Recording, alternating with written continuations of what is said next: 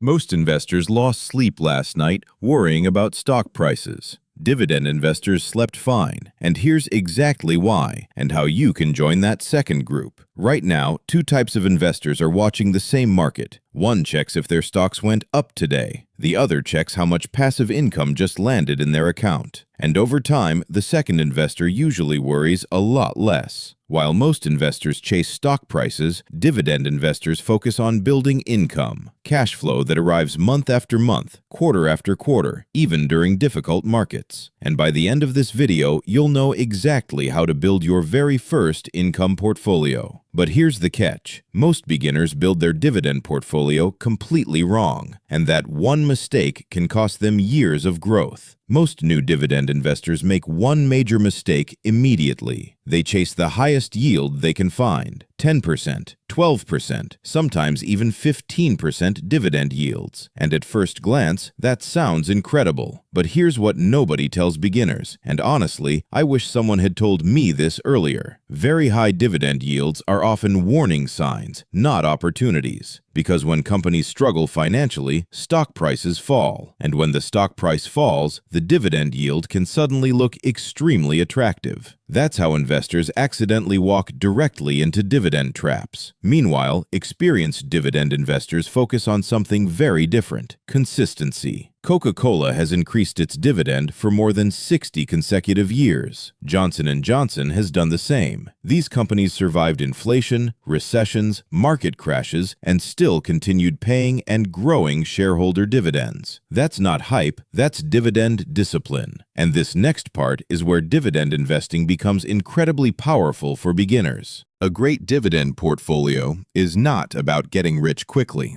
It's about building an income stream that becomes stronger every single year.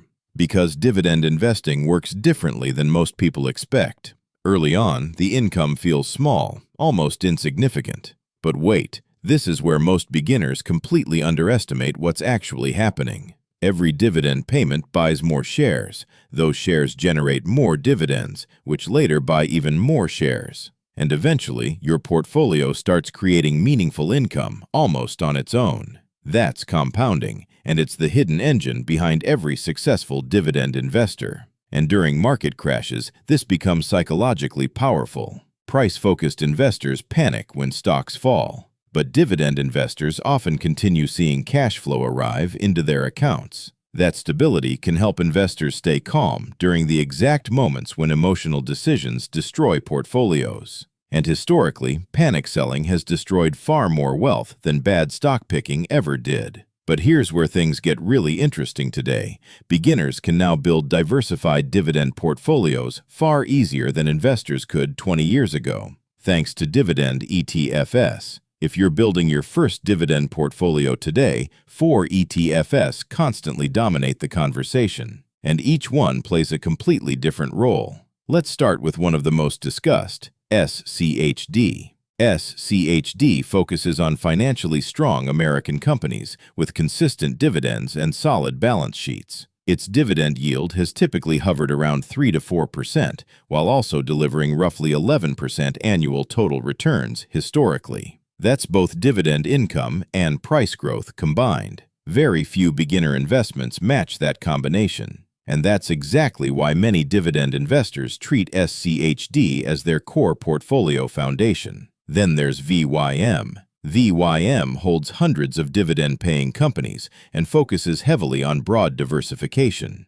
It may not feel exciting, but many long-term investors appreciate that conservative structure, especially during uncertain markets. Now here's where things change dramatically. GEPI. GEPI exploded in popularity because its yield has often ranged between 7 and 10%, and that monthly income attracts investors immediately. But there's a trade-off most beginners completely miss. GEPI uses option strategies to generate additional income, which can sometimes limit long-term upside during powerful bull markets. And this is exactly why portfolio balance matters. Some ETFs prioritize income now, others prioritize growing your income later. And here's what surprises most investors. The strongest dividend portfolios usually combine both approaches carefully. Then there's DGRO. DGRO focuses on companies consistently increasing dividends over time, and that matters more than many beginners ever realize, because inflation quietly destroys weak income streams and dividend growth helps your portfolio keep up.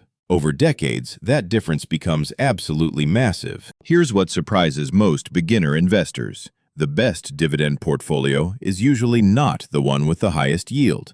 It's the one you can confidently hold for 20 years. Because emotionally, long-term investing only works if you stay invested long enough for compounding to actually matter. And this next example changed how I think about dividend investing entirely. $10,000 invested into a quality dividend ETF yielding roughly 3.5% could generate around $350 annually in dividends today. That feels modest, but reinvest those dividends consistently for 20 years, and that future income can multiply dramatically through compounding. From the same initial $10,000. That's not a trick, that's patience combined with consistency. And there's another hidden advantage most investors never discuss enough. Dividends can reduce emotional investing mistakes. When investors see income continuing to arrive during volatile markets, they're often far less likely to panic sell at the worst possible moment. And historically, panic selling has destroyed far more wealth than bad stock selection ever did. So if you're starting completely from scratch, here's a simple beginner framework. Start with one core dividend ETF. For many investors, that could be something like SCHD or DGRO. Then invest consistently every single month.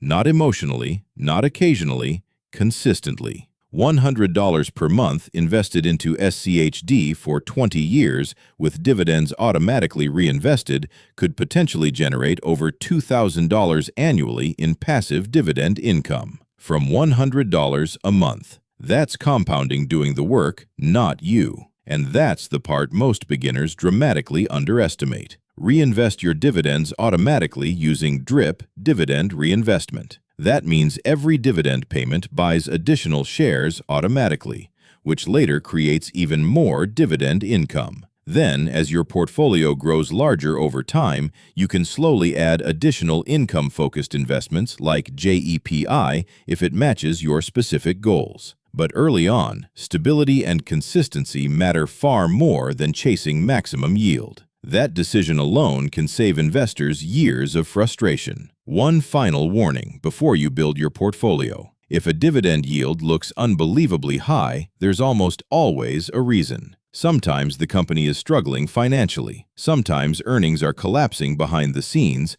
and sometimes investors are walking directly into a future dividend cut they never saw coming. Always prioritize quality, earning stability, and long-term consistency first, because protecting your income matters just as much as growing it. The biggest misconception about dividend investing is that it's only for retirees. In reality, the earlier you start building income-producing assets, the more powerful compounding becomes later. And building your first dividend portfolio does not require predicting the market. It requires patience, consistency, and strong foundations. Next, we're comparing SCHD, VYM, and DGRO side by side. Same money invested, completely different results. And if you're serious about building a real dividend portfolio, that comparison could save you from making a very expensive mistake. So make sure you don't miss it.